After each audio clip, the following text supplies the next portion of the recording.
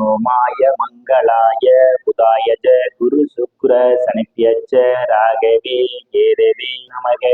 உலகை கட்டி காக்கும் பரமேஸ்வரன் பார்வதியின் திருவருளால் அனைவரும் நலமுடன் வாழ அந்த எல்லா வல்ல இறைவனை வணங்கி நேயர்கள் அனைவருக்கும் எனது அன்பான வணக்கங்களை தெரிவித்துக் கொள்கின்றேன். இன்றைய பதிவில் நாம் பார்க்க இருப்பது புரட்டாசி மாதத்திற்கான ராசி பலன்கள். முதலில் கிரகங்களின் நிலைகளை பற்றி பார்க்கலாம். வாக்கிய பஞ்சாங்கத்தின்படி புரட்டாசி மாதம் 1ஆம் தேதி கிரகங்களுடைய நிலைகள். ரிஷப ராசியிலே குரு பகவான் பயணம் செய்து கொண்டிருக்கிறார். மிதுன ராசியிலே செவ்வாய் பகவான் பயணம் செய்து கொண்டிருக்கிறார். சிம்ம ராசியிலே புதன் பகவான் பயணம் செய்து கொண்டிருக்கிறார்.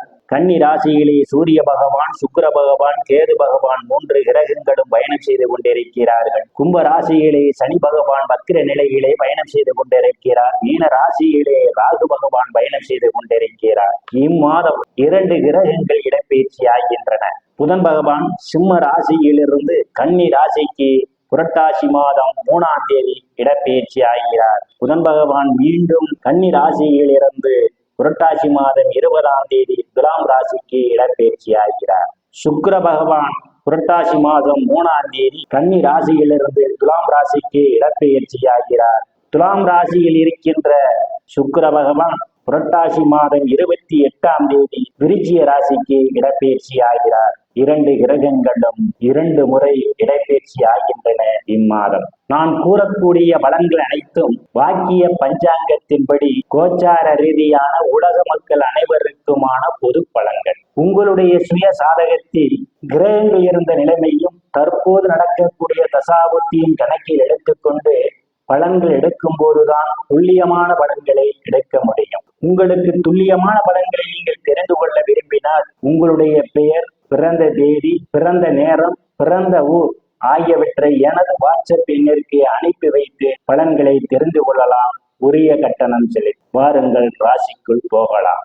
மேச ராசி. ராசியிலே எந்தவித கிரகங்களும் இல்லை. ராசியை வக்கிர நிலையில் உள்ள சனி பகவான் பார்வையிடுகிறார். ராசிநாதன் செவ்வாய் பகவான் மிதுன ராசியிலே பயணம் செய்து கொண்டிருக்கின்றார். உங்களுடைய செயல்பாடுகளில் வேகம் குறைந்திருக்கும். ஒரு மந்த நிலை ஏற்படும். தனம் குடும்ப வாக்குஸ்தானத்திலே குரு பகவான் பயணம் செய்து கொண்டிருப்பதால் நீங்கள் எதிர்பார்த்து கொண்டிருந்த இடங்களில் இருந்தெல்லாம் பண வரவுகள் கிடைப்பதற்கான வாய்ப்புகள் உண்டு. பொருளாதாரம் மேம்படக்கூடிய மாதமாகவே மேச ராசிக்காரர்களுக்கு புரட்டாசி மாதம் அமைய காத்து கொண்டிருக்கின்றது. தங்க வெள்ளி ஆடை ஆபரணங்கள் வாங்க நினைப்பவர்கள் ஆசையெல்லாம் முழுமையாக பூர்த்தியாகும். குடும்ப உறுப்பினருடைய ஒற்றுமை நிலவக்கூடிய மாதமாகவே இந்த மாதம் உங்களுக்கு அமைய காத்து கொண்டிருக்கிறது. சாதுரியமாக எதையும் பேசி எதையும் சாதித்து விடுவீர்கள். உங்களை சுற்றி உள்ளவர்கள் உங்கள் பேச்சுக்கு மதிப்பும் மரியாதையும் கொடுப்பார்கள்.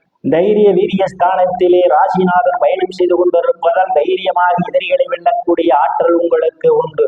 இளைய சகோதர சகோதரிகள் மூலமாக சிலருக்கு பொருளாதாரம் மேம்படும். சிறு ஒரு பயணங்களால் அனுகூலமான பலன்கள் உண்டு. சிலருக்கு கடித போக்குவரத்தால் நற்செய்திகள் வந்து கிடைப்பதற்கான வாய்ப்புகள் உண்டு. சுகஸ்தானத்திலே எந்தவித கிரகங்களும் இல்லை. சுகஸ்தானாதிபதி சந்திர பகவான் ராசிக்கு 11ஆம் வீட்டிலே புரட்டாசி மாதம் 1ஆம் தேதி பயணம் செய்து கொண்டிருப்பதால் தாயினுடைய அன்பும் ஆதரவும் உங்களுக்கு கிடைக்கும். தாயார் உங்களுக்கு பக்க பலமாக இருப்பார். பூமி, வீடு, வாகனம் வாங்க நினைப்பவர்கள் ஆசையெல்லாம் முழுமையாக பூர்த்தியாகும். சிலர் பழைய வாகனத்தை மாற்றி புதிய வாகனம் வாங்குவதற்கான யோக அமைப்புகள் உண்டு. விவசாயிகளுக்கு புதிய ஒப்பந்தமும் விளைபொருளுக்கு தகுந்த விலையும் கிடைக்கும். ரியல் எஸ்டேட் நடத்துபவர்களுக்கெல்லாம் பொருளாதாரம் மேம்படும். உறவினரிடம் இதுவரை இருந்து வந்த மனக்கசப்புகள் எல்லாம் மாறுவதற்கான வாய்ப்புகள் உண்டு. உயர்கல்வி படிக்கக்கூடிய மாணவ மாணவியர் படிப்பிலே சிறந்து விளங்குவார்கள். ஆசிரியரின் அன்பளிப்பையும் பாராட்டையும் பெறுவார்கள். போட்டி பந்தயங்களில் ஈடுபடக்கூடிய மாணவ மாணவிகள் போட்டி பந்தயங்களில் வெற்றியினையும் பெறுவதற்கான வாய்ப்புகள் உண்டு. புத்திரஸ்தானத்திலே புதன் பகவான் பயணம் செய்து கொண்டிருப்பதாலும் புத்திரஸ்தானாதிபதி இம்மாதம் ருணரோக சத்துர ஸ்தானத்திலும் பயணம் செய்து கொண்டிருப்பதாலும் உத்திர பாக்கியம் எதிர்பார்த்துக் கொண்டிருப்பவர்களுக்கெல்லாம் உத்திர பாக்கியம் கிடைப்பதற்கான வாய்ப்புகள் உண்டு. கலைத்துறையை சார்ந்தவர்களுக்கு புதிய வாய்ப்புகள் தேடி வரும். லாட்டரி, ரேஸ், குதிரை பந்தை மற்றும் சூதாட்டங்களில் ஈடுபடுவர்களுக்கெல்லாம் இது ஒரு பொன்னான காலமாகும். கூடுதலான வருவாயை பெறுவதற்கான வாய்ப்புகள் உண்டு. காதலர்களுக்கு பல்வேறு பிரச்சனைகளுக்கு மத்தியிலே உங்கள் காதல் திருமணம் நிறைவேறுவதற்கான வாய்ப்புகள் உண்டு. சிலர் சாது சன்னியாசிகளை சந்திப்பீர்கள். அவருடைய ஆசியும் ஆசீர்வாதமும் சிலருக்கு கிடைக்கும். சிலர் குலதெய்வ கோயிலுக்கு போய் வருவதற்கான வாய்ப்புகள் உண்டு. ருணரோக சத்துர ஸ்தானத்திலே சுக்கிர பகவான், சூரிய பகவான், கேது பகவான் 3 கிரகங்களும் பயணம் செய்து கொண்டிருக்கின்றார்கள். ருணரோக சத்துரு ஸ்தானத்தை குரு பகவான் பார்வையிடுவதால் கடன் பிரச்சனையால் அவதிப்படுவோரெல்லாம் கடனிலிருந்து மீள்வதற்கான வாய்ப்புகள் உண்டு. சிலருக்கு பழைய கடனை அடைத்து புதிய கடன் வாங்குவதற்கான சூழல் உண்டு. கடனுக்காக நீண்ட நாட்களாக வங்கி மற்றும் நிதி நிறுவனங்களில் விண்ணப்பித்திரு கடன் கிடைக்கவில்லை என்று ஏக்கத்தோடு இருப்பவர்களுக்கு இம்மாதம் கடன் கிடைப்பதற்கான வாய்ப்புகள் உண்டு. எதிரிகளிடம் இதுவரை இருந்து வந்த பிரச்சனையெல்லாம் தீர்வதற்கான ஒரு சூழல் உண்டு. உடல் ஆரோக்கியத்தில் ஏதேனும் பிரச்சனைகள் இருந்தால் உடல் ஆரோக்கியம் மேம்படுவதற்கான சூழல் உண்டு. களத்திர ஸ்தானத்திலே எந்தவித கிரகங்களும் இல்லை. களத்திர ஸ்தானத்தில் புரட்டாசி மாதம் 3ஆம் தேதி களத்திர ஸ்தானாதிபதி ஆட்சி வளத்தோடு அமர இருப்பதால் திருமண வயதுடைய ஆண் பெண் இருபாலருக்கு இதுவரை இருந்து வந்த திருமண தடைகள் எல்லாம் விலகுவதற்கான வாய்ப்புகள் உண்டு.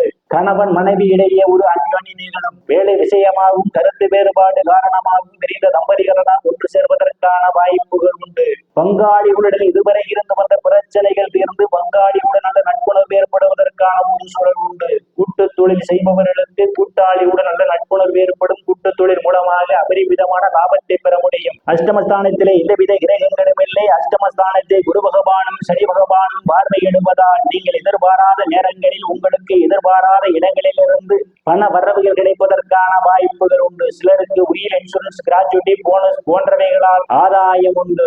இருந்த போதிலும் பிறருடைய பிரச்சனையில் தலையிடுவதை தவிர்த்துக் கொள்வது நல்லது. தேவையில்லாமல் அடுத்தவர்களுக்காக ஜாமீன் கையளித்து அதனால் பிரச்சனைகள் வருவதற்கான வாய்ப்புகளும் உண்டு. எச்சரிக்கை தேவை.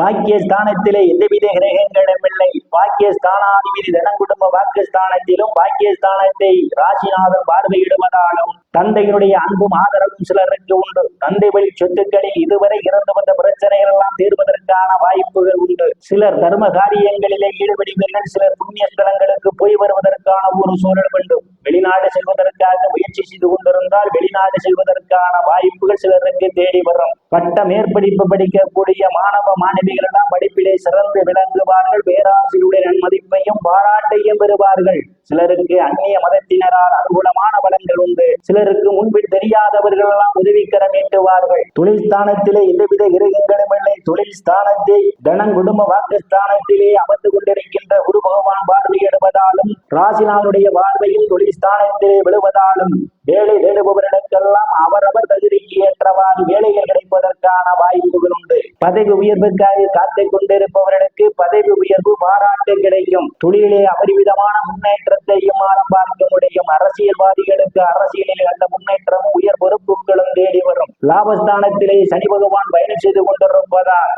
மூத்த சகோதர சகோதரிகள் மூலமாக அனுகூலமான வளங்கள் உண்டு. அவர்களால் பொருளாதாரம் மேம்படும். நண்பர்கள் உங்களுக்கு பக்க வளமாக இருப்பார்கள். இருந்த போதிலும் மூத்த சகோதர சகோதரிகளுடைய உடல்நிலையிலே கூடுதல் கவனம் எடுத்துக் கொள்வது நல்லது. விரைய ஸ்தானத்திலே ராகு பகவான் பயணம் செய்து கொண்டிருப்பதால் அவ்வப்போது தேவையில்லாத செலவுகள் வருவதற்கான வாய்ப்புகள் உண்டு. செலவுகள் விஷயத்தில் எச்சரிக்கை தேவை. வெளிநாடு செல்வதற்காக முயற்சி செய்து கொண்டிருப்பவர்களுக்கு வெளிநாடு செல்வதற்கான வாய்ப்புகளும் தேடி வரும். நேயர்கள் அனைவரும் இறைவனுடைய திருவருள் அனைத்து செல்வ செழிப்பு பெற்ற சிறப்புடன் வாழ அந்த எல்லாம் வல்ல இறைவனை வணங்கி நேயர்களை மீண்டும் அடுத்த பதிவில் சந்திக்கும் வரை விடைபெறுவது சோதிடர் எஸ் ராமன். நன்றி, வணக்கம்.